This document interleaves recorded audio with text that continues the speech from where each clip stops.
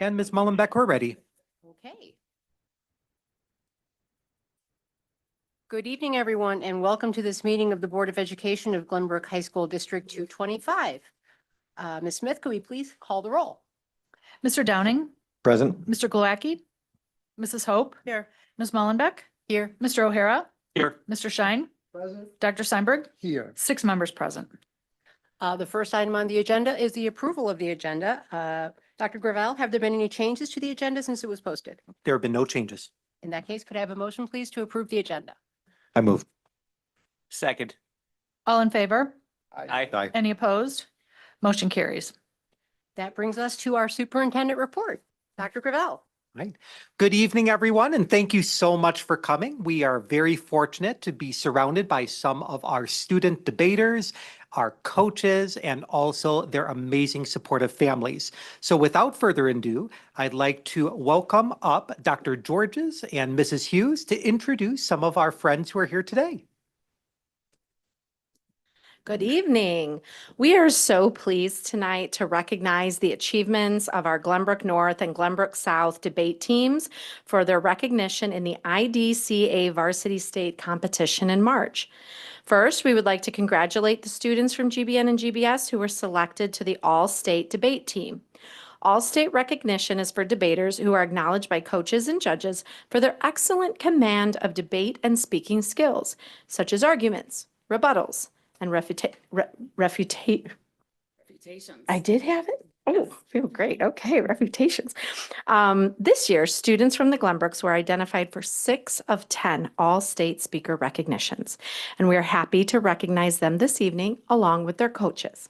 So I'm going to start by speaking about our 2 students from GBS. Tonight, we have with us Anu Kishore. And unfortunately, Neil Patel cannot be here tonight. So I'm going to take a moment to talk about them, and we're going to pass over to Ms. Hughes here. Both Anu and Neil have been recognized by the National Speech and Debate Association as those academic All-Americans. They were both in the top 20 individual speakers at the recent Tournament of Champions, which included 196 policy debaters from across the nation that qualified for national championships. It's important to acknowledge that both Anu and Neil placed at the Illinois Varsity State Championships for their junior and senior years, in addition to both of them qualifying for the Tournament of Champions 2 years in a row.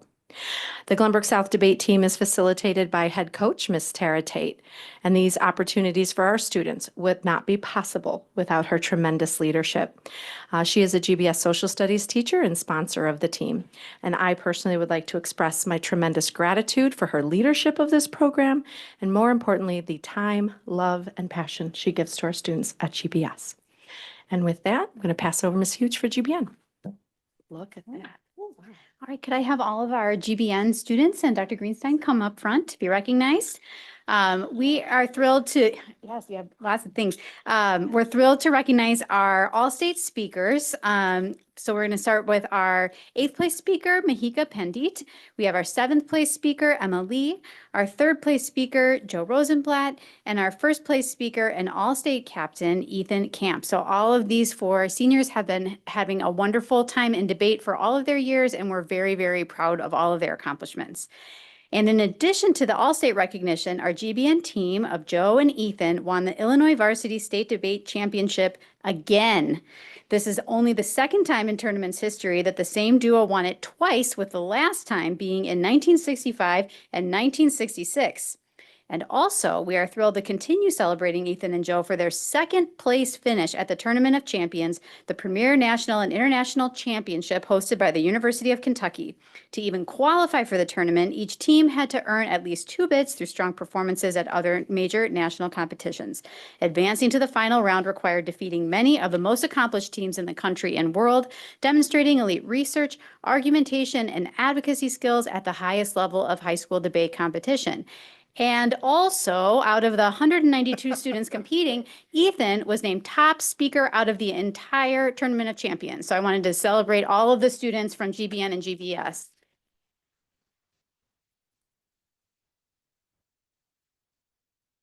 I also would like to acknowledge Dr. Michael Greenstein, come on up, who facilitates our Glenbrook North debate team, who was recognized this year as the Illinois Debate Coaches Association 2026 Coach of the Year.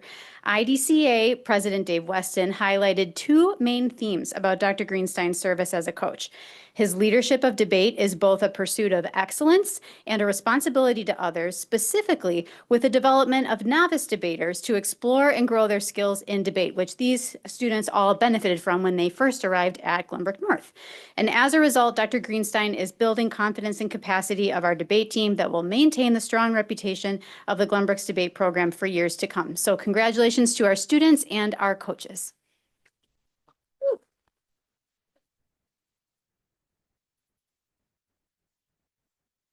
On behalf of all of us, congratulations to our students from Glenbrook South, from Glenbrook North, and also Ms. Tate and Dr. Greenstein for your leadership in supporting our students through all of these amazing accomplishments and the journey of debate being what seems to almost be a true profession based on all of the metal and hardware that you guys have brought forth. So congratulations again. It was such an honor to have you come and join us at the board meeting. At this time, I welcome all of you to experience a different type of debate, if you will, through board governance and staying the whole meeting. Otherwise, you are welcome at this point to start heading out, and thank you so much for joining us today. Can we give all of our students from South and North a round of applause? Oh, I'm so sorry. This is a great opportunity to recognize someone who might have just made it here and also give us an opportunity for a picture, Dr. Georges. Yes, let's go ahead and take a picture. And this is who I was referencing earlier, Neil Patel, who won fifth place. So at this point, if I could ask Dr. Georges, Ms. Tate, and our GBS students, let's transition over to the PD room. Let's grab you a picture so we can have that. And then we'll continue on with the remainder of the report. Thank you again to all of our students, our parents. Again, you're welcome to stay, but if you want to head out, we certainly understand that. As we continue through the superintendent report, just two other topics. The first one being very excited to celebrate yet another amazing Glenbrook musical, this time enjoying the artistic renderings of Rodgers and Hammerstein's Cinderella. Just amazing performances, starting with our middle school preview and going through our evening performances and then also our matinee on Saturday. An amazing amount of talented staff and students who come together to make this truly a community event. Along with those community events, just recognizing the Glenbrook Foundation for hosting yet another amazing night of Glenbrook Theater, and perhaps just one last acknowledgement, if you will, of the many sponsors who came together to support the foundation's event. The foundation raised over $20,000 through this event. Truly amazing showing of support from our community, both our families, our community members, and local businesses. So very grateful for that. And also the leader of the foundation, Matt Safar, a former student here as well, for all of his leadership in that. And with that, I'll transition to the board. Thank you, Dr. Gravel. That brings us to board reports, and we will start with a report from the Finance Committee. I'm not sure who's reporting out from the committee meeting. It'll be today. Mr. Shine this evening. Mr. Shine, thank you. So we had a number of items on the agenda at the Finance Committee, and I will run through them briefly. There is a memo available from Dr. Patak and Dr. Gravel with additional detailed information, and I would recommend perusing that, but I'll go through it quickly. The first item was replacement of spin bikes. It's part of our phys ed and program at both schools, 50 at South, 40 at North. These are original bikes, so when we redid the fitness center, these were not replaced. So other equipment was, these were not. And the estimated cost of this is $210,000. The current ones are 15 years old. There are 3 products being evaluated and they're in testing, basically. So they put a couple, I guess, at each school. and we're going to get feedback from students and staff and then make a decision. So that's item one. The new product comes with a 3-year warranty, and I believe we said the cost includes service agreement for 5 years. That's warranty for the first 3. Right, but I believe we also said service for the first 3 and then we can purchase additional. Okay. We can clarify. Great. Okay. The next item was transportation for special education, and the request was for 4 vans. This is in addition to the little buses we have. 60% of this cost will be paid by federal IDEA grants.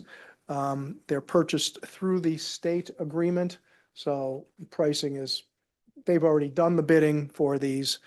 And the estimate on that is $177,000, and they estimate perhaps 10 years of life out of these because the miles per year utilization is pretty low. Hmm. So, Cost savings, because we don't have to. thank you. Yeah, and there's a cost savings because we will not be paying for this service. Purchase services. Mhm. And let's see, do we have an estimate on the cost savings? I did not write that down. Yeah. It was about 50% of the estimated cost. Current annual spend is $275,000, and we would look to save approximately 50% of that. So there is a savings, Mhm. pretty quick ROI on this guy. Next one was replacement of stage lights. First at GBN, and from that we'll learn and move on to GBS. Currently, we spend about $40,000 on lights to rent. These lights supplement the fixed lights that are in each auditorium, but if you've been to a show, if you happen to be at Cinderella, you'll see a lot of automated lights. This is sort of standard operating procedure now in theaters, is using automated LEDs, and we rent them, but it's to the point now where it's felt we should just own our own, and we would then save money after a couple of years, 2.5 years. Again, this thing would pay for itself, and it would just make the shows go a lot smoother, the load in and the takedown, because we wouldn't have to wait for the lights and uncrate them. And because when you rent, you only get them for a fixed amount of time. And my concern was that we always rented because technology changes so much, but really the feedback was we're kind of past that. Everything is LED now, and we're in a different place. And these lights will be compatible with our current light board, but that will also have to get replaced just because of age. It's on our facilities plan to replace the light board. So we've done soundboards, light boards, and then things like seating and carpeting, and we're getting there in terms of the renovation step by step. Item 4 was copy machines. Our copy machine at South is at its 5-year life, and the recommendation is to purchase for $105,000 a new copy machine. We discussed leasing, and we have been down this path over the years. And purchase is really the way to go, mostly because the structure of the lease for a copy machine for a school is not favorable. And I actually didn't know this until tonight, but there are some sort of special provisions in the law related to, of all things, copy machine leasing for schools. Who knew? That makes it less favorable, very unfavorable, when you come to the turn-in, which you would not expect. Ergo, purchasing is the way to do this. It's hard to believe that they were able to lobby for a provision like that, but okay, that's the reality we have. Let's see, the next item is upgrades to equipment for food service. So we own all of the equipment in our kitchens. Quest provides the labor and the service, but we do own the equipment. And we receive funding from them through sales, some of which we put into an account to buy stuff. And there's a list of stuff they need. If you're interested, it's in the menu. My favorite is the barbecue, but the equipment has a life just like your equipment at home. And how old is our equipment now? About 12 years old since the last, right, give or take? Yeah, and some is exceeding that. Yeah, this stuff really, really takes a beating. I mean, it's used heavily. We don't bring in food from the outside pre-cooked. We cook everything ourselves. So this equipment is heavily used. $97,000.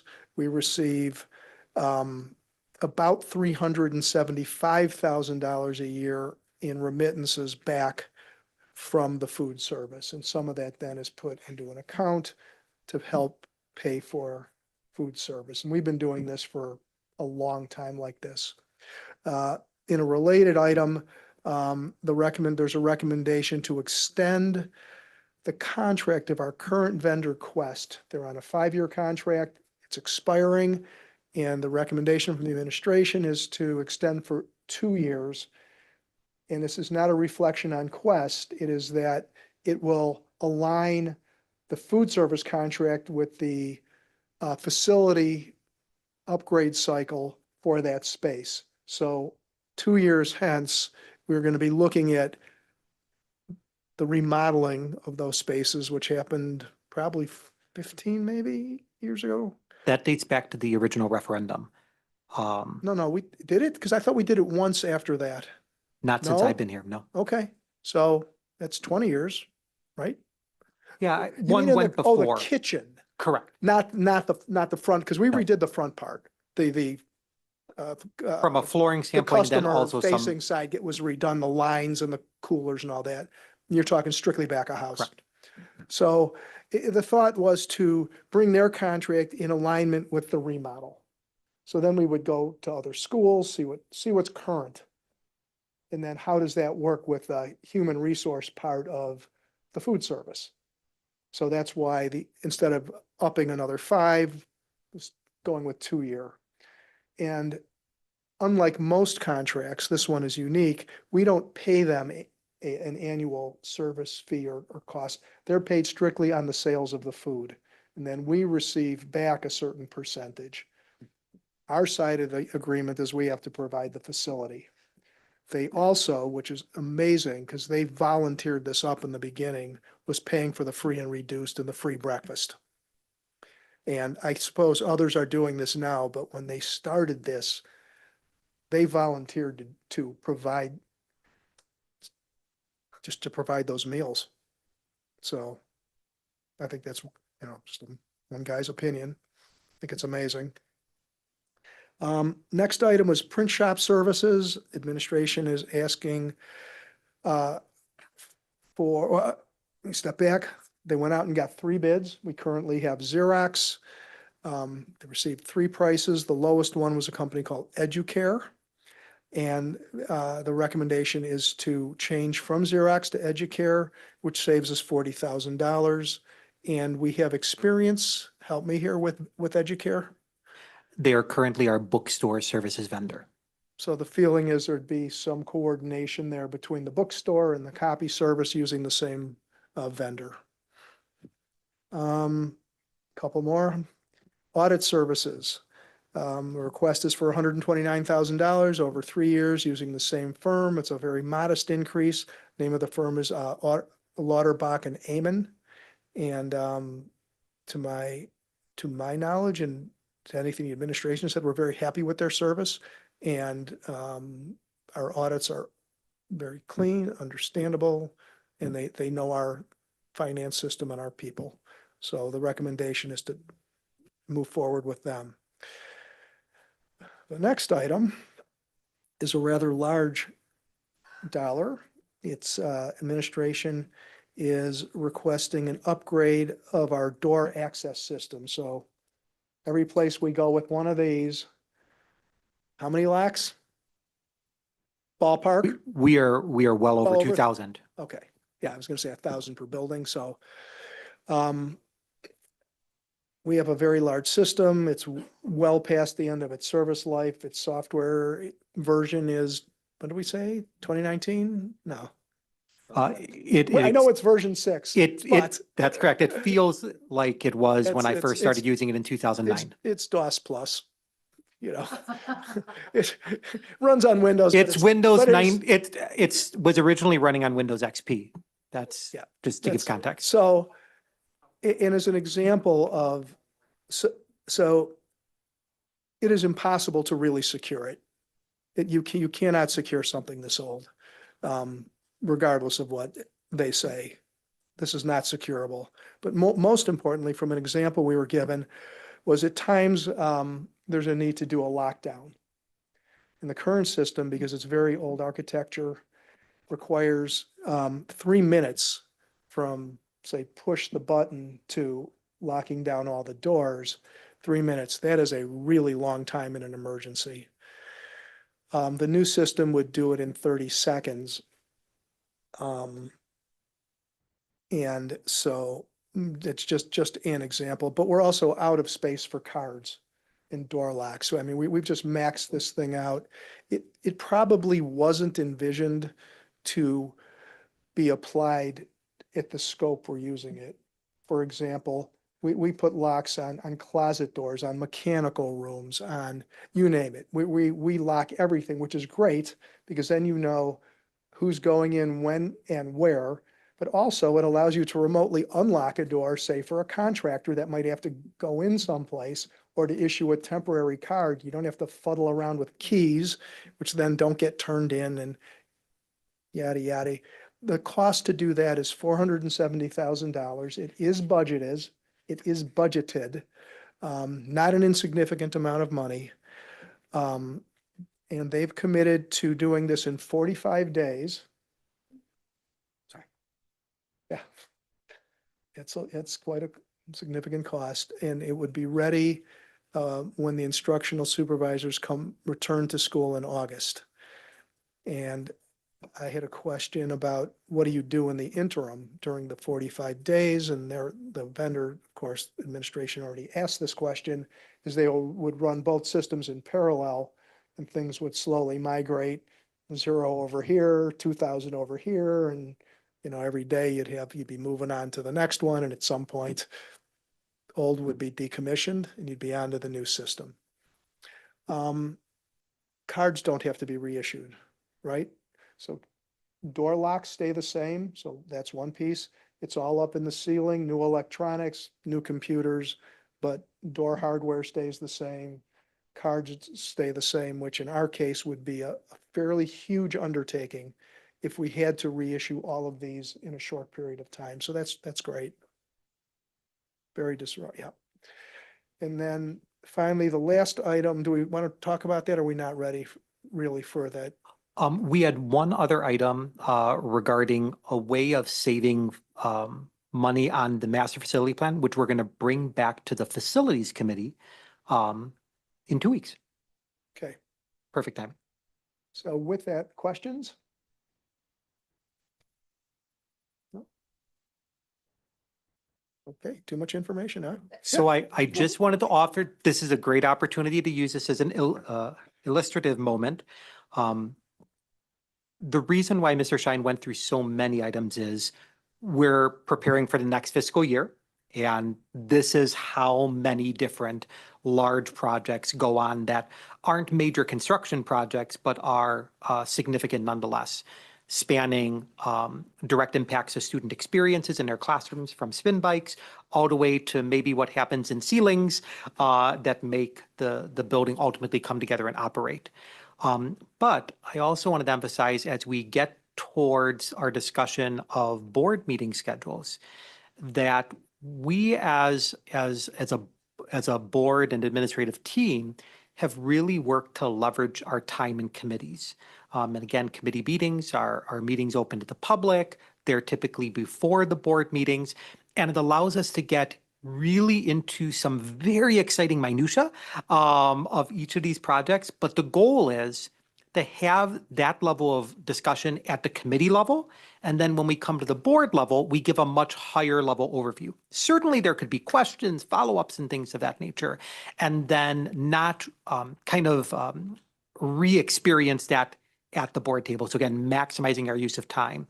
And so when we get to that conversation of board meeting schedules, this is just an example. We will be hearing a little more substantive committee reports. And so you'll see a larger point there with less on the discussion side.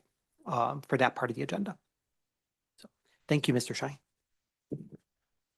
Next on our board report agenda is a report from the Glenbrook Foundation meeting, and I think that would be you, Dr. Gravel. I already offered a little bit of a summary. The foundation was full steam ahead with respect to Cinderella. Our meeting was last week, which was right before the day we started setting up. So I won't rehash that, but I just really want to emphasize the Glenbrook Foundation is an organization of volunteers. Many of the individuals who serve as trustees are former students of Glenbrook North and Glenbrook South. They are proud of what they received from our schools, and they are excited. Many of them have students in our buildings or recently have gone through, and they are just always interested in looking to find opportunities to support our students and our staff through innovative activities, through continued support of the arts and all of our students based on their unique interests. So if you have ever had an interest in being part of a not-for-profit organization that is truly dedicated to supporting students and brings together folks who have a rich connection to our communities, the Glenbrook Foundation is always looking for new individuals to step forward. So kind of an open call that if you're interested, feel free to reach out to me. We'll put you in contact with the foundation. And just thank you to Matt and the entire team for making the Night of Glenbrook Theater event be so successful. Thank you, Dr. Gravel. Our last board report will be on the Glenbrook North Parent Association meeting. Mr. Glowacki is not here. Mr. Shine, you didn't, oh, did we? Okay, in that case, we'll defer to the next meeting when Mr. Glowacki can report out on that. All right. That brings us to recognition of community visitors. This is our public comment period. It's up to a 30-minute period for public participation. Each individual may speak to the board for up to 2 minutes. We ask but do not require that each speaker state their name, address, and relationship to the district to facilitate follow-up if needed. All speakers are expected to conduct themselves with respect and civility towards others. Please remember that this is a business meeting of the board. All comments should be addressed to the board and should concern board business. The board receives public comments as a source of information and considers them in making decisions and in the establishment of policies. It is our practice to take no action on any item, nor to discuss any item members of the public have raised until the board has had time to gather information and then objectively discuss available options. However, during the meeting, the board, at its discretion, may choose to address an issue or correct any misinformation raised during public comment. While the board does not control the topics brought to its attention or the substance of public comment, speakers are reminded that their comments are not automatically protected by any immunity or other legal protection. We have a number of speakers who have signed up for this evening, and we will start with Claire Munn. Ms. Munn? Ms. Bonner, would you mind turning on the microphone at the podium? Thank you so much. All right. Good evening, everyone. My name is Claire Munn, and I'm currently a freshman at Glenbrook South High School. I'm also a member of Suburban Youth Council at HANA Center, an immigrant justice and service provider located in the suburbs as well as Chicago. I'm here to talk about something that has deeply affected my education and sense of belonging at Glenbrook South. I just recently moved to Glenview from Chicago in hope of having more Asian American representation, since I knew there would be more people who looked like me or grew up like me. But yet, when I entered my classroom, it was way different. I knew the TEACH Act before entering GBS and was thrilled to be able to finally learn about my own heritage as an Asian American. I've never really belonged to a group of people since it has always been divided by being Asian or American. And Asian American representation has always been a smaller concern of many schools, including schools like my elementary and middle school back in Chicago, or maybe even GBS. All of these students should feel like they're welcome and spoken for, and it's time to take a stand for Asian American students and actually do something about representation. Not having any Asian American history classes erases any of the contributions Asian Americans have put into building America. The TEACH Act requires schools to include an Asian American history class in their curriculum. District 225 is currently not fitting that bill that has been passed in 2021. It has been 5 years, and it's really time to just take action. Asian American stories are often reduced to the Chinese Exclusion Act or Japanese internment camps during World War II. And there's just so much more than just these two stories. These stories diminish us as a group of people and also neglect the fact that Asian Americans have continuously been shaping America. There are other historical events out there that we can teach. And these just show that Asian Americans exist and that they're not perpetual foreigners or model minorities, but contributors to civil rights and hardworking American citizens that have built their way up. I want future Asian Americans, whether that be my baby cousins or my own children, to learn about their people, something that I never got to experience when I was growing up. I came here today to ask board members to take action and accountability. Thank you. Thank you, Ms. Munn. Claire. Next on the list is Evan Fang. Good evening. I hope everyone's having a good day. My name is Evan Fang, and I'm a junior at Glenbrook South High School and a member of the Suburban Youth Council at Hana Center, an immigrant justice and service provider. Today, I'll be speaking on the demands that my team and I have created. From my experience as a high school student and an Asian American, there has been an increased amount of discrimination targeting the Asian American community throughout the years. COVID-19 can be a great example of the discrimination that the Asian American community is facing, blaming the people with different eyes or being yellow-faced and the ones that caused the lockdown in the globe. This and many other events led me to question my identity as an Asian American. It made me contemplate why I can't make friends, why I can't do regular activities with other people. And this brings me to the TEACH Act, which it takes a pivotal role in addressing these racial discriminations. It's a law that emphasizes on adding more Asian American literature and history. There's many holes in Asian American history that we don't know about. We already know about the Chinese Exclusion Act and Japanese internment camps, but why don't we learn about events that we don't know, instead of revisiting the commonly known events? During my time at the Hana Center, I learned about a lot of Asian American events, history, and the injustices that are being served, which I did not learn in GBS. There were so many events that illuminated my eyes in the Hana Center that I didn't see in GBS. Even though there's a lot of diversity being held in both schools, there are a wide variety of Asian clubs that emphasize cultural diversity, not looking into the social justices and the inequality. So now I'm asking the board, in what ways can we ensure that the TEACH Act is being utilized correctly? Can we add a cultural studies class for graduation requirement? Or instead of one unit focusing on Asian American history for Pacific Rim, why not make it have 2 units or a longer unit specifically focusing on the accomplishments Asian Americans have made and the problems they faced? Thank you. Thank you, Mr. Fang. And I'm sorry, the next person on the list, I'm having a hard time reading this. I think it's Andrew De La Salas. De La Salas. Thank you. Thank you. Good evening. My name is Andrew De La Salas, and I serve as the Suburban Youth Program Coordinator at the Hana Center. We're an immigrant justice and service provider that serves 16,000 individuals annually in English, Korean, and Spanish, and we're based in Prospect Heights.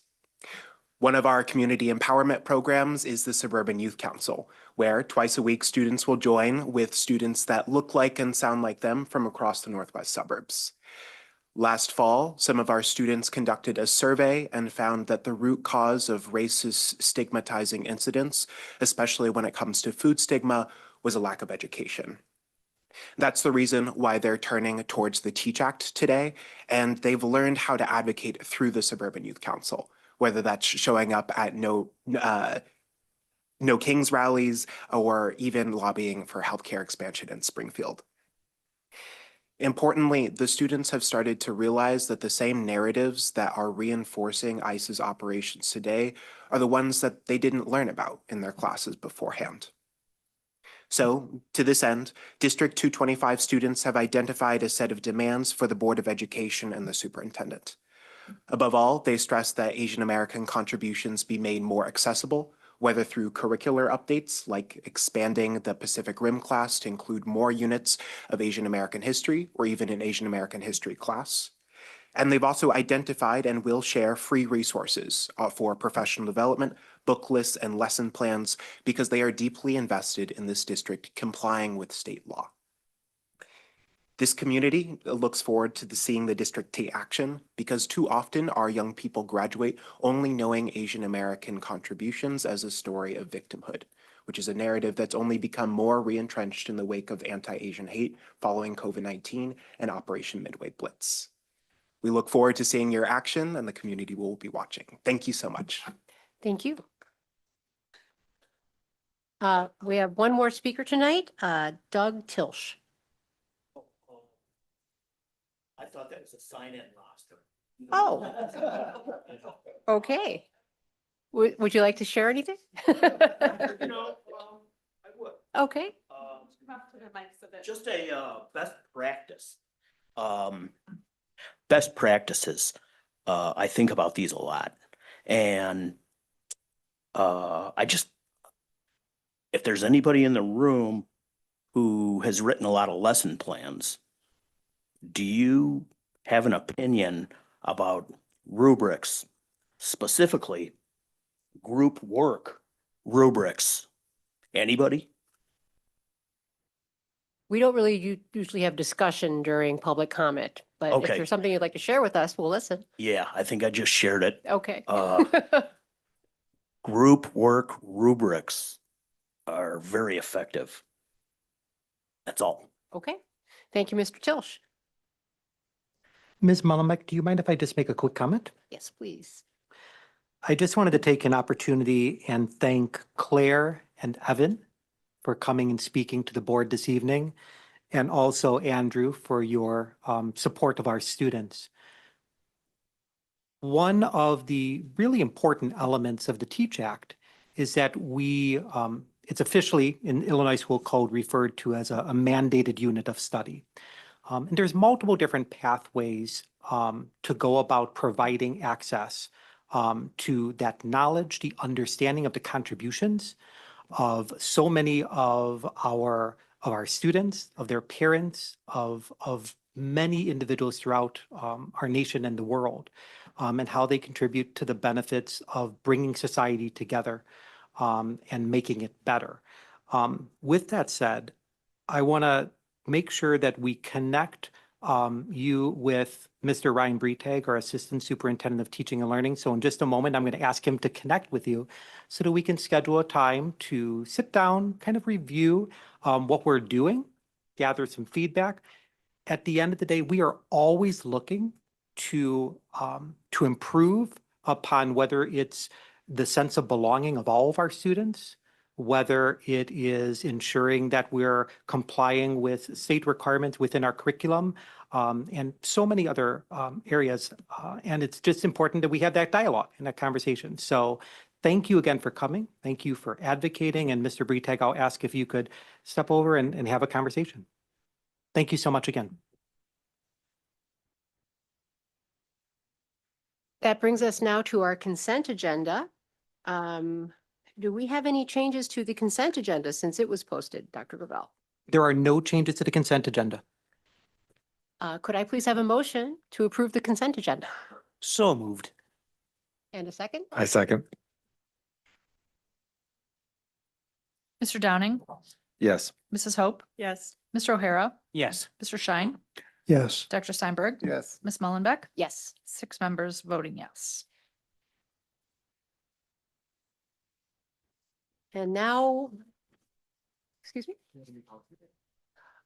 Yay. Oh, we have a new policy manual. Yay. I felt like we shouldn't move past. We have a whole bunch No of fun things, things. but one of those things is a new policy manual. They Fantastic. forgot the sweets. We are now at a very, very exciting portion of the agenda where we adjourn and go into to our organizational meeting. So I have a script. Since there is no further business to come before this board, a motion for adjournment sine die is needed. So moved. All in favor of the motion to adjourn sine die signify same by saying aye. Aye. Can I do this? I move to appoint RJ Gravel to serve as chairman pro tem. Second. All in favor? Aye. I move that we appoint Carol Smith to serve as Secretary Pro Tem. Second. All in favor? Aye. The Board of Education, oh, you're now the chairman. Here we go. What would we do without a script? Oh, you've got your own script. Okay. It was a little fun. The Board of Education for Glenbrook High School District 225 will now come to order. We now turn to what we commonly call the organizational meeting for the board. May I have a motion to approve the agenda? I move. No, sorry. We have a motion by Mr. Downing, a second by Ms. Hope. All in favor? Aye. Aye. Opposed? No opposed. Okay. At this point, we will take an opportunity to solicit nominations for the office of president. Nominations do not need to be seconded. Well, it is my privilege to nominate Ms. Mullenbeck for another term as our board president. Are there any other nominations? Seeing no other. Can nom- I second it?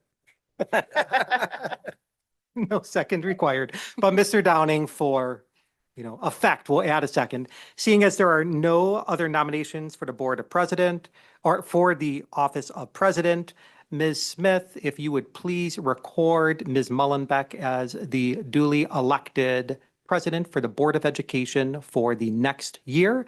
And at this point, I relinquish the gavel and ask that you recognize Ms. Mullenbeck for her next year of service.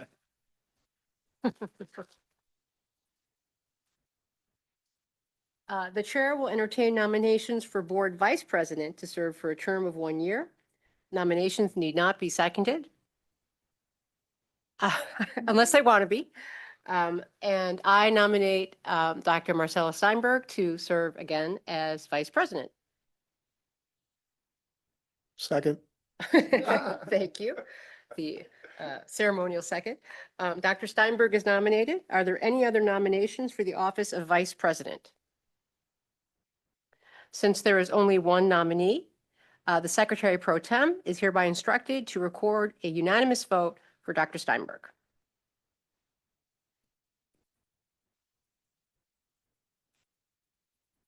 The chair will appoint Ms. Vicky Tarver to serve as board treasurer for a term of 1 year.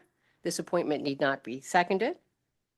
The chair will appoint Mrs. Carol Smith to serve as board secretary for a term of 1 year. An appointment need not be seconded. And the chair will appoint Ms. Robin Pelkey to serve as board recording secretary for a term of 1 year. This appointment need not be seconded. And that concludes the organizational meeting for the newly formed Board of Education for Glenbrook High School District 225. Can we recognize Ms. Smith, Ms. Pelkey, and Ms. Tarver for their newly appointed roles? I think they had a choice. Ms. Tarver's here. She's not here, so she can't say no. Exactly.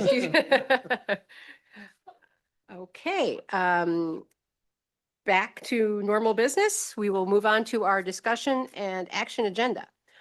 First item is the Board of Education meeting schedule for May 2026 through April 2027. Dr. Gravel. Okay. The last time the board came together, we had a discussion of the upcoming year of meetings. So not necessarily connected to a fiscal year, but kind of around April time, we adopt our schedule for the next 12 months. That'll go to the reorganization meeting that'll take place either at the end of April 2027 or the beginning of May, depending on how the canvas of the election comes into play. During that discussion, several board members presented a question which involved considering transitioning from board meetings that took place twice a month to transitioning to once a month. At its time, I had asked for general consensus that was of an interest of the board, of which it was confirmed. So we gathered some data. And I'll be candid, the data was a little bit surprising to me, just from what I had thought.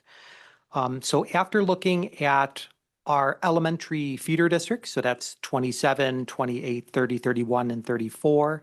And also, bless you, and also neighboring high school districts. We found that Glenbrook is one of the very few actually to have board meetings twice a month. What most boards have transitioned to, which is what our board has been doing, is having very regular working committee meetings.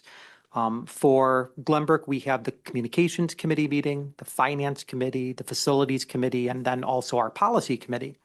And then a lot of work is done there, and then it's brought forward to the board in a little bit of a snapshot view, but also with extensive discussion on large topics. For instance, today, we'll be hearing from Dr. Cummings and Dr. Coombe regarding our special education opportunity review that had taken place over the last 18 months.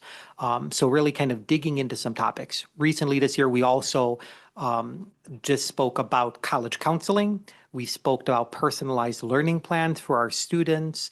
We dug into some exciting projects such as the master facility plan and our guaranteed energy contract, and just all sorts of different topics that have come up from our community, that have come up from the Board of Education, and so on and so forth.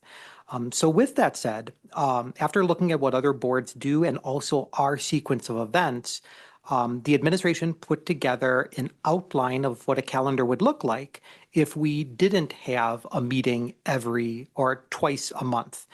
And we found that we could get there with 3 exceptions. In March, we believe that we do need 2 meetings to navigate our staffing plan. Now, as a reminder, March is a little unique time. It's a meeting right after a meeting, so 2 in a row. In April, we believe that it's appropriate to have 2 meetings should there be any reduction in force that needs to follow certain statutory deadlines, and also the annual organizational meeting that we just went through. And then lastly, in May, we need 2 meetings to approve capital projects. Now that we'll be on a slightly modified timeline with the master facility plan, and also to approve the annual amended budget, which Ms. Tarver will actually present at the next meeting. So with those 3 exceptions, the administration believes that we could move forward in this direction should the board want to. And at this point, I would defer to any questions I certainly can answer or for board discussion. Dr. I Steinberg. just have a quick observation. Next year is an election year, so we may not be able to have the organizational meeting on the 26th. Correct. Yeah, and so that's always the one, it's not listed there now, but there'll be an asterisk on it. It all comes down to when the canvassing of the election takes place, which is slightly out of our control. Well, not slightly, it's out of our control. And so that's one of the times when we might do a meeting even off cycle. So not on the 2nd or 4th Monday, but on the 1st Monday. Oh, this year we don't have it, so it has to be next year. Mr. Downing, do you have any questions or comments? Questions, comments on the? No, I don't think, sorry. Okay.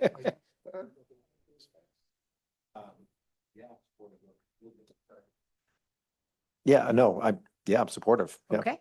I didn't know that you said questions. I'm like, no, I have no questions. No questions. Okay. Mr. O'Hara? I like the second one, table 2, where we do Table- 1 meeting, One- which is confusing. Except for Table 3 2 months. is 1 meeting, Yeah. and table 1 is 2 meetings, huh? Oh, Ms. Hope? Mr. Shine? It's great, try it. Okay. Dr. Steinberg, anything? I do think that with the work that we've done with the committees this year, that has really helped us consolidate and be more efficient during these the board meetings. And I would expect that we would be able to continue that and be productive and still be able to get through the work that we need to do on this new schedule.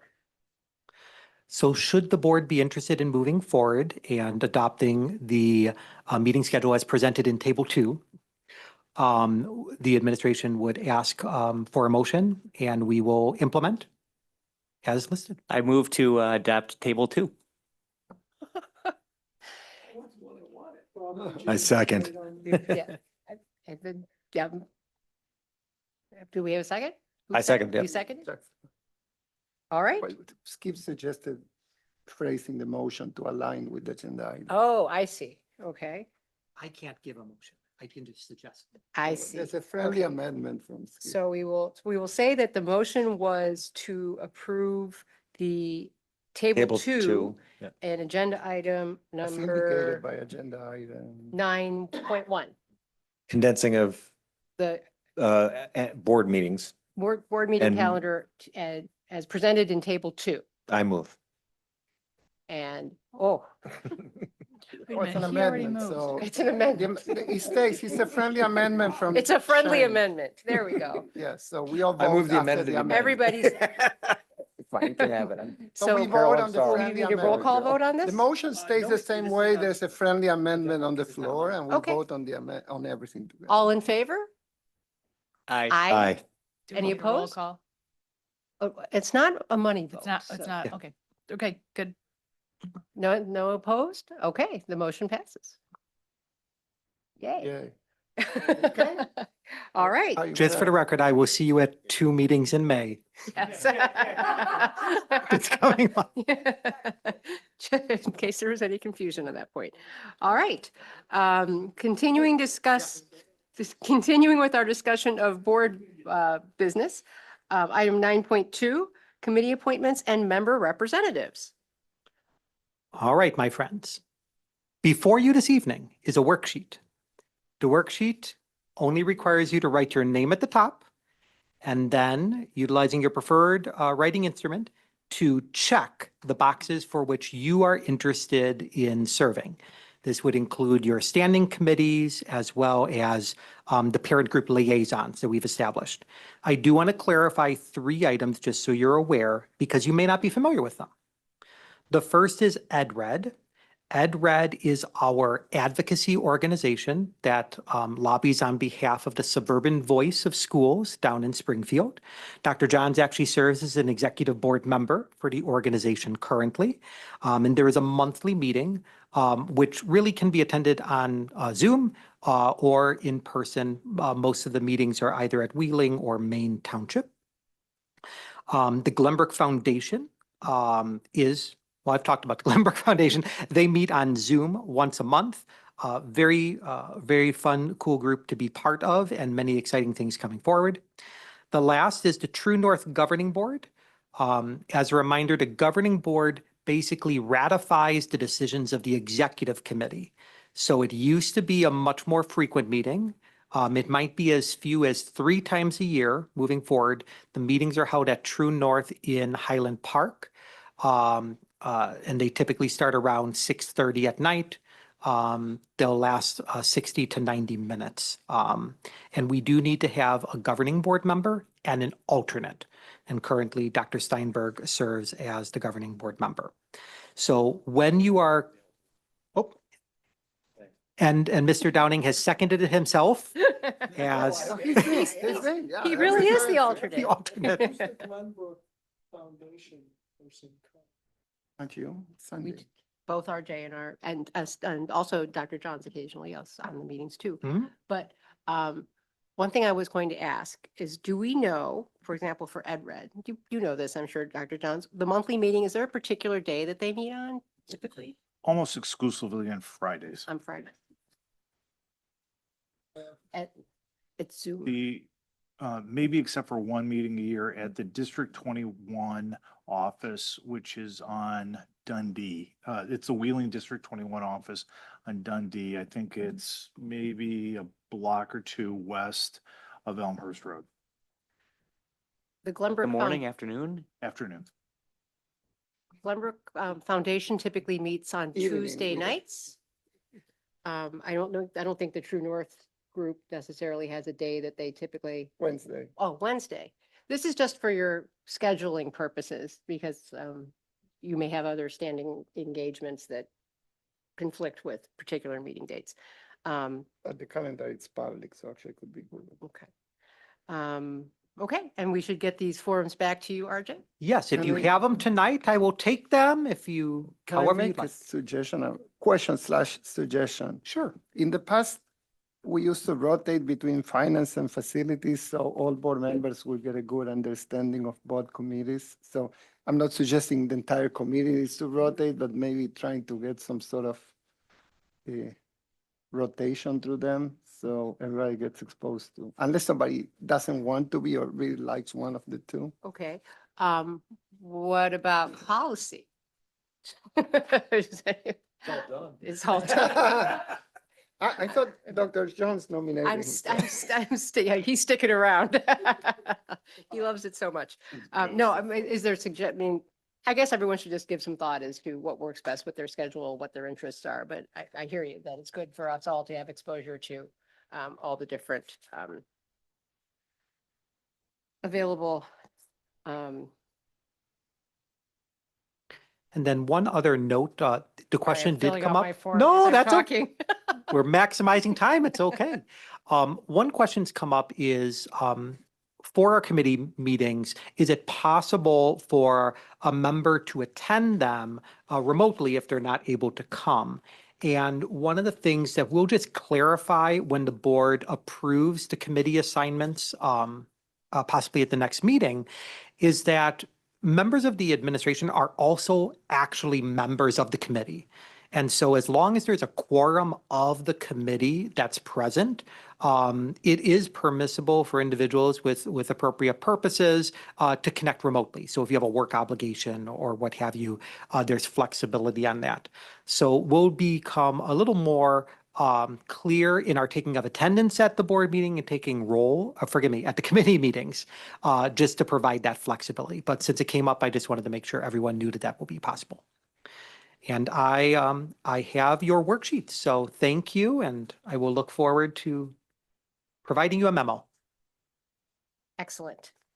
Item 9.3 on our agenda, strengthening student support within special education. All right, at this point, it is my distinct privilege to welcome to the podium Dr. Laura Cummings and Dr. Skip Coombe. Dr. Cummings and Dr. Coombe, with also the support of Dr. Johns, have been working for nearly 18 months, Skip slightly shorter, on performing an external review of our special education program, ensuring that our program structures are designed to support all of our students. I want to thank some board members who have submitted questions prior to the meeting. We'll be incorporating those into our presentation today as best as we can. And then we'll also certainly follow up with any other remaining questions. With that said, Dr. Cummings, do you have your remote? I think I do. And it works. Fancy. It's the little things. All right. Well, thank you for this opportunity for us to come share with you about the opportunity review. As you know, the DM group conducted this review starting in 2025 and then concluding in right about January of 2026. They looked at an abundance of data. And so up there on the screen, you can see some of the quantitative data that they reviewed. So we provided the DM group with student achievement, disability types, attendance, discipline, staffing, financial for the last 5 years. They took all of that data in addition to qualitative data to analyze for our review. In terms of the feedback that we gathered from staff, we felt like this part was incredibly important to engage our staff in the process. So we had over 25 administrators participated in individual one-on-one interviews with the DM group. In addition, we had over 60 staff members participate in smaller focus groups.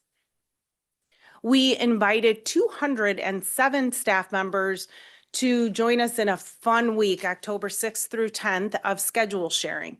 You may ask, what is that? And that is a very time-consuming, very detail-oriented process where they are sharing every 15 minutes of what they did during their work week for an entire week. And we did have one of the highest percentage of participation rates that DM groups ever worked with. So we were at an 88%. So they felt like they got a really good sample of what a typical psychologist, social worker, case manager, speech pathologist does on a typical random week in school. So basically the goals of this review were to figure out what we were doing well, what was really working, and then really provide us with some clarity, consistency, and alignment to improve student outcomes. So I'm gonna turn it over to Skip. He gets to talk good stuff and tell you about all the good strengths that they saw. I did choose the fun parts. That is correct. So as Dr. Cummings noted, the DM group collected a large amount of data in multiple formats to not only find opportunities of growth for us, but to also identify some of our strengths. And that's where we're going to start today, just like we start every single IEP meeting, because we should have a strengths-based approach. We want to make sure that we continue to utilize and grow the areas that we're good, and we're not just constantly looking for different areas of growth. And with that, they found 3 big areas that we want to make sure we highlight today. Our first one is a strong continuum of services and supports. So that means that whatever our students' needs are, we are able to meet their needs, and we're able to do it in their least restrictive environment. Starting off with our general education setting, if our students are able to learn with their general education peers and their grade appropriate curriculum, they're in there with their peers learning that and preparing to be successful young adults. For our students who need some more targeted interventions and evidence-based practices, we have a diverse range of instructional classrooms and self-contained special education classrooms so our students can get the services that they deserve and they require. And then lastly, we also have some of our public therapeutic day school options, which is our Glenbrook off-campus, our Glenbrook transition services, and as you all know, we partner with True North as well. And those are really for our students with some more intensive needs. And then students' needs where it meant there, we even have private therapeutic day schools that we partner with as well. So that means we can meet every kid's needs, individualized, no matter what it is. Second is a collaborative teaming structure. So as a new person here, I can tell you that it is absolutely tremendous in the Glenbrooks. Our staff work together, they collaborate, they problem solve, they review data, and they talk about our students all the time. And I can definitely guarantee you that if there is a student in the Glenbrooks who is struggling, there is a group of adults working to help that student. Third is dedicated and high quality staff. Our staff are well-trained. They know what they're doing. They know how to deliver evidence-based interventions, and they know how to make data-based decisions. And they stick around here and they stay for a long term. Our special education teachers had 100% retention last year, and we want to keep that going because not only is it good for our students to know our school and know our students, but they also really get to know the community and what our students needs. So with that, we are awesome and we are doing a lot of amazing things, but we always want to get better. We always want to continue to improve and we want to find areas of growth. And DM Group found 3 areas that we want to focus on, not just this year, but as we'll talk about over the next 3 years. So that first one is role responsibility. As we add new people and new staff, just like myself, we want to make sure that we have some clarity about who's taking ownership and who's taking leadership on our different initiatives and our areas of growth. And we want to do that so that we're reducing redundancy and we're really maximizing all of our strengths so that we can continue to grow as a team. And we want to do that so we can really maximize our instructional staff and our direct services so that our related services and our teachers are in front of our students and with our students and meeting all of their individualized needs. Second is really defining and modernizing our systems that lead to increased student outcomes. So as you all know, the last time I was here, we talked about Embrace IEP, which will help us get some more data so we can do that. But it's not just that. It's making sure that we have the right data so we can write a high quality IEP, so we can get our students in the right settings, so they can receive evidence-based interventions, and they can have the teachers in front of them that they need to work on all of their skills. And we also really want to focus this year, we're going to focus on our life skills classrooms, but also a personal goal of mine is going to be working on our Glenbrook transition services. So as you know, we're in our first year this year of having expanded services, and now we have a much more broad range of students and student needs in our transition services program. So we want to make sure that we're able to meet all of their needs out in the community where they're going to be young adults and they're going to grow and learn. And then lastly is developing a comprehensive plan for instructional assistance. So this could also go over to database decision-making for all of our staffing, but we're also really focusing on our instructional assistants. And we're going to do that in a couple ways. First one is improving retention. I can personally tell you how incredibly important it is when our IAs have been in the classrooms before, they've worked on the curriculum, they've worked with the teachers, they've worked with the students, and they know the routines of the classroom and what happens in our spaces. And the second one that we want to focus on is making sure we're really using a data-driven model for determining our needs. So we want to make sure that we have the right level of staffing, no more or no less, so that we can really meet our students' needs. Because this last point is one that really, really is incredibly important for me, is increasing our student independence. So I always talk to parents all the time about how we're not just helping our students be successful here in the Glenbrooks. It's really when they're 18 or they're 22 years old or anywhere in between that, so that they can be successful young adults. And we don't do that by over providing supports and having IAs do things for students when students can be focusing on their independence and learning to do it on their own. So with that, we're going to kind of talk about how we now the next steps to make that happen with Dr. Cummings. All right, here comes all the fun stuff. We are really excited and energized by talking about what our next steps are, because the stakeholders that are involved are really energized and committed to doing this work with us. So one of the first things we are doing is starting a 3-year plan committee, with year 1 being next school year, and then the 27, 28, and 28, 29. We had put out information to the entire special education department, asking for folks who wanted to be a part of it and really help shape what this is going to look like over the next 3 years. And we received so many people wanting to be a part of it. 22 of those folks are committing to come back the first week we get out of school, coming back that following week to meet and start that planning. And then many more who unfortunately couldn't make it on June 1st are eager to be involved in the fall in some other committees as well.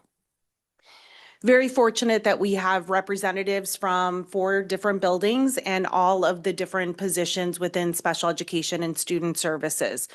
We feel very strongly that their engagement is what's going to make this most successful for us coming up with that plan. The goal of that 3-year plan committee is really helping us prioritize the things we need to work on and the order in which we need to work on them. If it were up to Skip and I, we would change it next week. But we know that getting their involvement and getting their input and getting their feedback is what's going to make this most successful. I think the other part that we're very excited about and have a very large participation rate for this as well is creating a special education guidebook. And this will help with, as Skip was just talking about, writing the IEPs consistently. How are we documenting our related services? How are we documenting placement? It's going to help us get some clarity with our data and then also with our programming. And that guidebook is going to be distributed to all teachers and staff on the first day of school. And we are going to do professional development throughout the school year so that everyone's utilizing that guidebook similarly. So we look forward to coming back next year and sharing with you what our 3-year plan is going to look like once we meet with our stakeholders in June to start carving that out. Anything else? Thank you. All right. Did any board member have questions, comments? I guess more just a comment. I love the fact you guys are, you're going to get people with you, because if you don't, it'll revert on you. Yep. And then the whole idea about getting everybody in the guidebook is getting the same language. It's sort of the opposite of the Tower of Babel. If you get everybody talking the right way to each other and they understand what they're saying, you get less miscommunications. Let's be honest. When you get 3 people, you'll get some miscommunications. But so thank you guys. It's a lot of work to go through this, and I really appreciate it. Thank you. Mr. Shine? Yes, I have a question for the other Skip. We already decided today you're the cool Skip, so I'll be the other Skip. That's fine. Since you came to us from a different district, was it surprising or not that there was the level of I hate to use the word inconsistency, but in like all the IEPs and 401s and things like that, but there a lack of maybe standardization would be like a better way to put it. because it seems like this is a big thing. You're trying to create, alignment. And we sit here, I think we would expect alignment. So, I'm glad we're doing this. I'm just a little surprised after so many time and resources that, we need to do it. Just like we did with the curriculum guide. You would have expected that Math 205, college trigger, whatever, was the same. And then it wasn't. So. Yeah, so I think there actually is quite a bit of consistency, especially within schools, and we're really working across schools as well. So I think there actually has been a lot of growth. I know we added the LEA and compliance supervisor position last year, correct? And so we meet regularly. They have all become best friends. They talk to each other all the time. You always need to know and have phone a friend, right? And they've really become that for each other and are starting to build consistency across the IEPs. And now this is just going to give us the opportunity to have it all in one place. So we're actually doing the exact same thing across all of our buildings. But I think we really are moving very strongly in that direction, thanks to our LEA compliance supervisors. And do we have the appropriate software platforms that support, so you can do these things? Yeah, we're switching from PowerSchool special programs to Embrace, which I think is going to be very helpful. It is very user-friendly. It is a program that was written by a former special education teacher.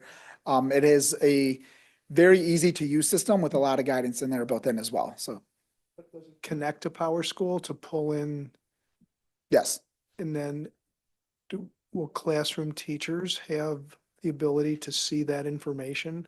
Yep, you can still get an IEP summary. Embrace is used by roughly 95% of the high schools in Illinois, and a lot of high schools also use PowerSchool. So it really is a lot of connections already. And it also increases our ability because now we're going to have access, all of our feeder districts use it as well. So now we're going to have access to every single student's IEP going back to the very first time they got one. And our students who move in from other neighboring districts are most likely going to have had IEPs on there as well. So it's really going to increase the longitudinal data that we have for all of our students so we can continue to provide good services. Thank you. Thank you. Ms. Hope? Yeah. So when, and maybe you said this and I missed it, when will you come back to us with sort of what the committee comes up with and then what are sort of the goals and objectives we're looking at and how we'll measure success each year? Yeah, great question. So given the new board schedule for meetings, we will We have to add one now. anxiously await our invitation to come back. The goal would be by the fall that we will have carved out that plan where we will have different committees working on the various topics, and obviously over 3 years, none of it's going to be done just within that first year, and with measurable outcomes is really important to us. So we'd be happy to come back next year. I can offer a few examples. The board will be presented the staffing plan in February, in late February. So that would be transitions in the number of human resources that might be needed.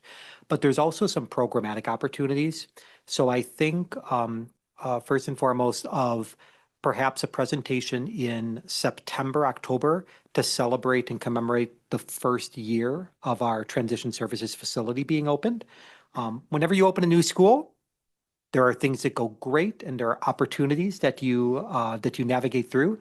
The finance committee actually talked about one of them, which is improving the ability to help students navigate around the community through the use of minivans. That directly came from conversations we've been having here. So we'll do an update on GBT in September-ish.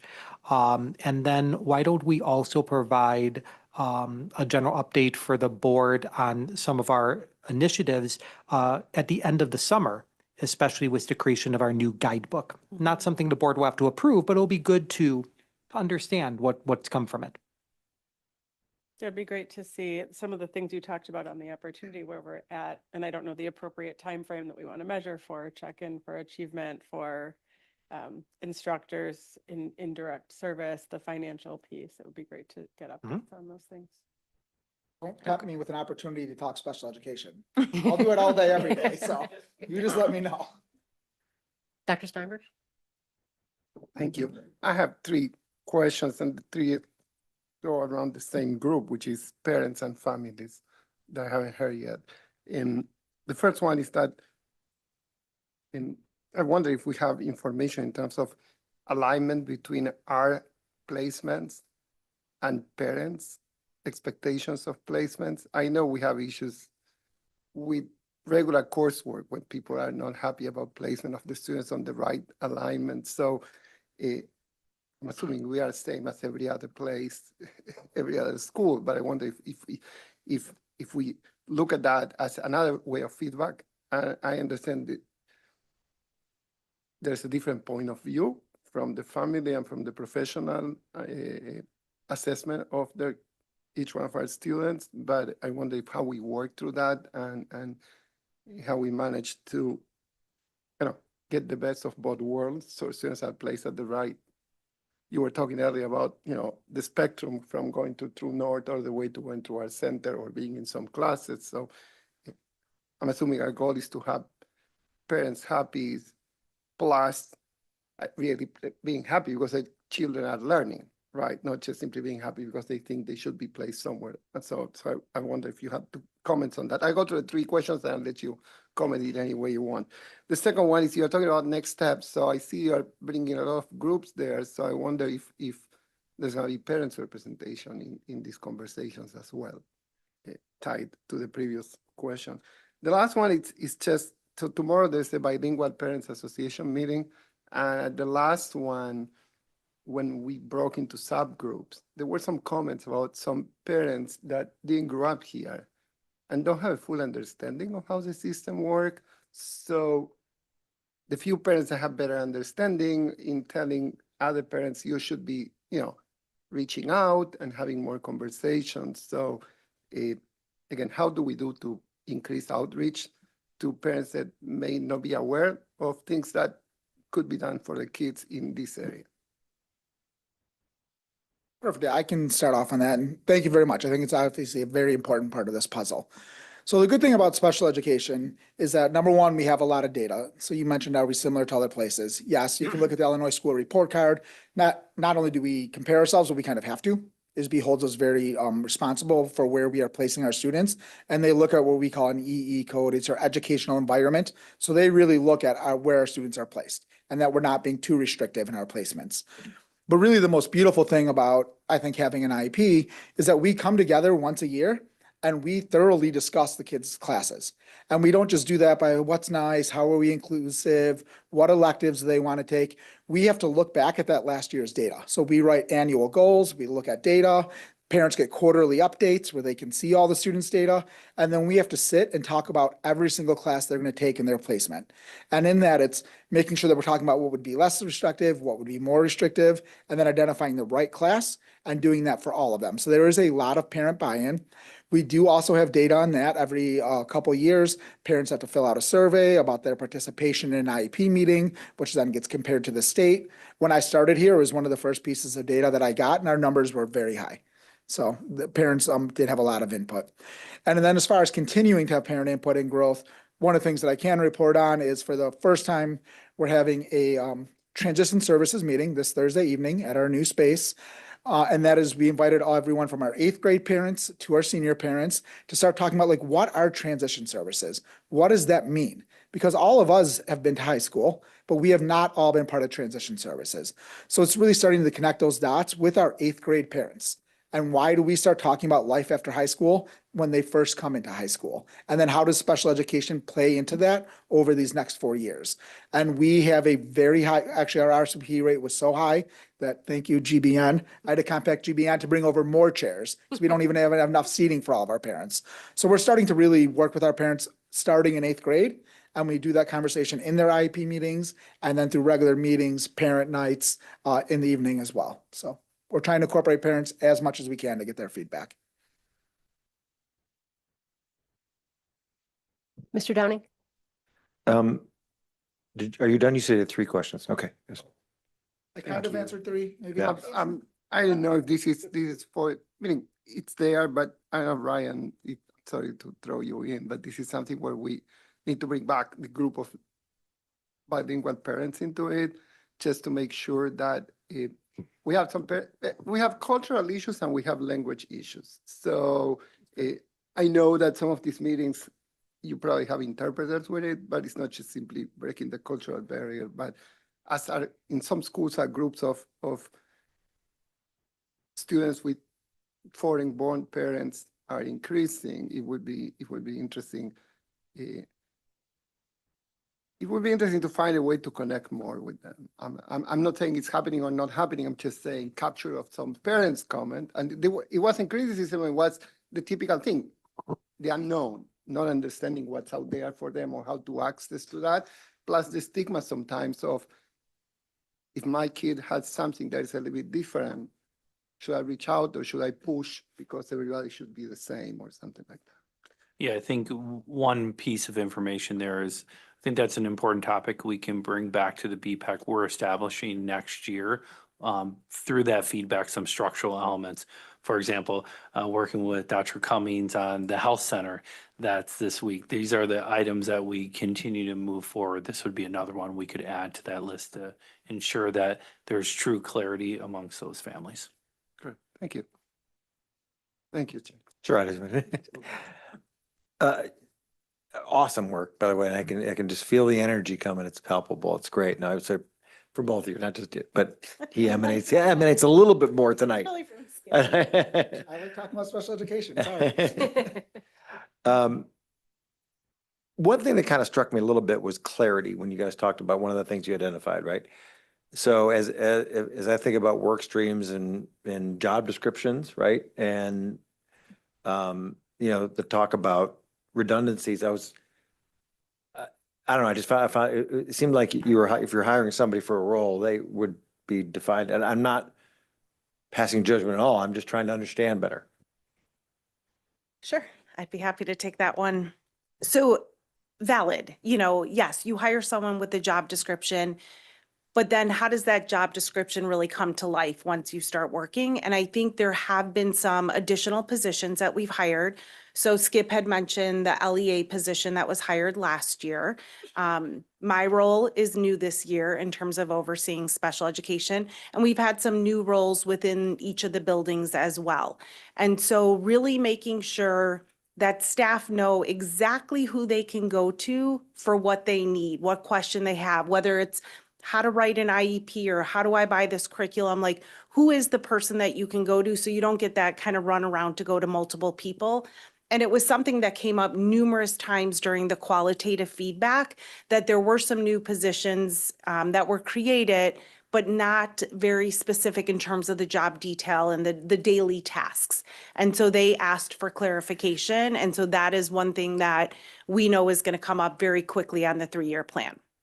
So that would include like onboarding, right? You're coming on this is your role, this is what you do. If people are falling all over themselves, I mean, do you have people doing the same job, same place? Not Is there sludge in the necessarily way? Is that, there- okay. but perhaps getting maybe different messages depending on who you talk to about how maybe a part of the IEP. I know that Skip had mentioned earlier, like surprisingly, why do we have inconsistencies even within our district? We did have a guidebook in special education. It was different at North and South. And then off campus and transition could kind of choose to follow it. And so it's really creating one answer, one go-to, one answer, one person who can help make that decision and ensure that we have consistency. Yeah, sometimes when you grow, right, the right hand doesn't know what the left hand's doing. That's very common, right? Yep. And then sometimes you grow and you've got more hands than you need. So I was just, that was it. Yeah, and I think as we work through, I know we had mentioned in the presentation is using some data-driven models in terms of identifying what it is people do and making sure that we're not being redundant and efficient with our services. Yep. I was just trying to understand that. Yep. I just had one question about the guidebook, and I think you said this, I just want to make sure I heard this right. The guidebook is being created not just for staff, but also for families? You want to talk about your guidebook? Yeah. The guidebook's going to be definitely much more for staff. So this is going to be the how we write the IEPs, what information we put in there, what we actually enter in each box, some of our systems, some of our ways of functioning. So it's going to be a guidebook for staff. it will ultimately end up helping families because it's going to help them clearly identify what we do and how we serve our students, how we identify IA support, how we have them in the right classes. Okay. But it's going to be much more staff focused on how we operate for IEPs. Okay, not to put anything more on your plate, but I do think that, you know, if there is a concern about families understanding where they fit in the process, that it might be helpful to have I know that all of a sudden we have so many guidebooks, which is great. Having them manuals, right? It's a guidebook for the guidebooks, exactly. No, but I mean, having it all. For the record, we've gone from no guidebooks and no procedures to having. All, and policy manuals, I mean, they're everywhere. No, it's just very helpful to have a reference and to have everyone have the same vocabulary and know that we're all, and perhaps, I'm understanding you have a process here, you've got multiple different things that you're working towards. Just maybe something that, and not to say that, I know, many families with children with special needs are very plugged in and know a lot. They may not, but there are going to be some that really do need some help, and, just to bring them along, a suggestion. But I, agree, this is fantastic work. And, I feel like all over the district, we're doing this kind of work now where we're trying to, take stock, see where we are, see where we should be. And I'm glad this is a very important cohort within our district. And I'm glad to see that we're putting that kind of focus and attention on this group of students as well. So thank you for that. Any other comments, questions? I just want to add one other unscripted comment. Dr. Cummings last year agreed to step into a role that would provide leadership and support for not only our student support and the student services areas, things of that nature, but also special education.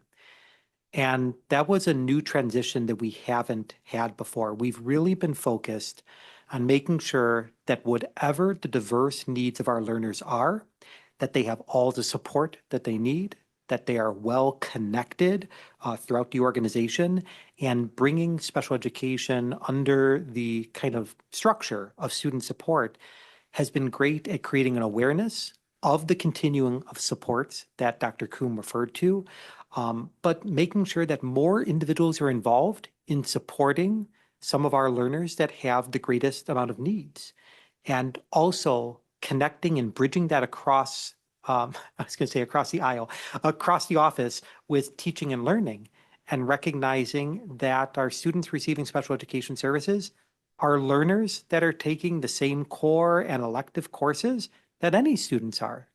And it's important that we have that holistic view, recognizing that the needs of each learner require more than just academics, more than just specialized supports and interventions, but a total engagement of the student and their families, and recognizing that everyone can be successful. And so I want to thank Dr. Cummings for that, and Dr. Coombe also, who stepped in after our prior director, Dr. Pearson, retired after a lengthy career of service with the Glenbrooks. It's hard to come into a department and open a brand new school and implement a new program, transition services, and identify through an external analysis where we have strengths and where we have areas for growth.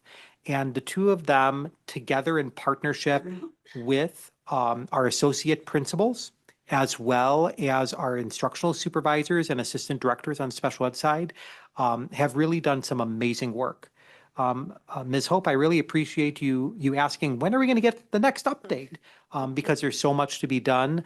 And I know that we'll get these on the books, not only for all of us, but also for our community members, for our parents, and for our staff to see the progress that we're making moving forward. So Skip, you do bring the enthusiasm, even as the other Skip. Been called worse. And you and Laura have done a great job working together. Thank you for everything that you do. And just acknowledging that, grateful for Dr. Johns connecting us with the district management group. The DM group has been an amazing resource that helped get us to this point. Sometimes you just need a separate set of eyes, multiple sets of eyes, to look at what you're doing and kind of paint that picture for you about what the next steps are. So grateful for that. And now end on saying, Charles and I were at a DM group meeting just last week. Thursday. And it was focused on special education opportunities review. And I just want to offer that there are some similarities between us and very large district and medium-sized districts. And then there were those moments where we were like, we've already done that. We're already ahead of you on that. And so to see the similarities, but see how we've already made progress is a little exciting. So thank you to both of you. Can't wait to see what the future brings. Great. Thank you. No pressure. All right. As far as topics for future board meetings go, we have a facilities committee meeting on May 11th. I'm assuming there will be some discussion of the master facilities plan. There will be. I am going to move that time to 5:00 PM. Okay, we're going to go a half hour. We tried 5:30 for finance tonight, and we got a little tight on time, so we're going to go to 5:00 with a discussion. So all are welcome. And yes, the master facility plan will be a thing, and there will be some renderings, So- That's the best part. some pictures. Now you're a full house. Ah, all are welcome. I've seen a movie. Oh, Is boy. that that Monday night coming up again? Pretty pictures. And also increasing access to biliteracy opportunities is on the agenda for the 11th. Yes, we are welcoming our instructional supervisors for world languages, as well as Mr. Breitag, to talk about what's sometimes referred to as the seal of biliteracy, as well as stamp testing, but more, not to say more exciting, but really how that all comes together and provides multiple pathways for our students in world language courses that leads them to earning college credit. And allows them to kind of be a step ahead of other students graduating high school as they transition to colleges, careers, and what have you. Excellent.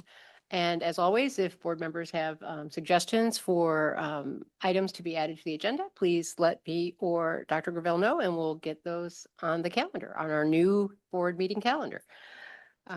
We will have closed session this evening. Which means I need to find this evening, the Board of Education will enter into a closed session to discuss sensitive matters as allowed under the Illinois Open Meetings Act. Please note that action will be taken following the closed session this evening. At this time, I will consider a motion to consider the appointment, employment, compensation, discipline, performance, or dismissal of specific employees of the public body or legal counsel for the public body, including hearing testimony on a complaint lodged against an employee of the public body or against legal counsel for the public body to determine its validity. To consider collective negotiating matters between the public body and its employees or the representatives, or deliberations concerning salary schedules for one or more classes of employees, and to consider litigation when an action against, affecting, or on behalf of the particular public body has been filed and is pending before a court or administrative tribunal, or when the public body finds that an action is probable or imminent, in which case the basis for the finding shall be recorded and entered into the minutes of the closed meeting in accordance with sections 2C1, 2, and 11 of the Open Meeting Act. Can I have a motion, please? So moved. Second. All in favor? Aye. Any opposed? Motion carries. We'll do a 5-minute recess. would recommend a 5-minute. 5-minute recess. All right. 5 minutes, people.